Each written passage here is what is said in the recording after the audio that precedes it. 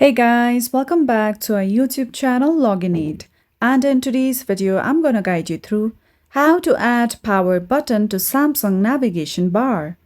So first of all, launch Samsung Store on your mobile devices. Once you come here, go to the search bar on top, and then all you would have to do is search for Good Lock.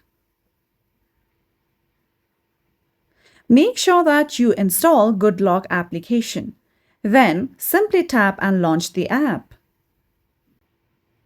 Now, once you come here, make sure that you install Navstar application. Once installed, tap on it and launch it. Now, once you come here, make sure that the toggle on top has been turned on. Then go ahead and tap on New Configuration. Over here at the bottom right, tap on Button Layout. Then tap on Add Button. From here, you'll see the option of Screen Off. Tap on it. Then tap on the option of Done.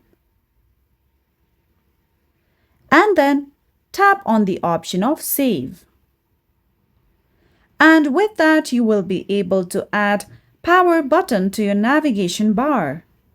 And that's all for today's video. At last, don't forget to subscribe to our YouTube channel.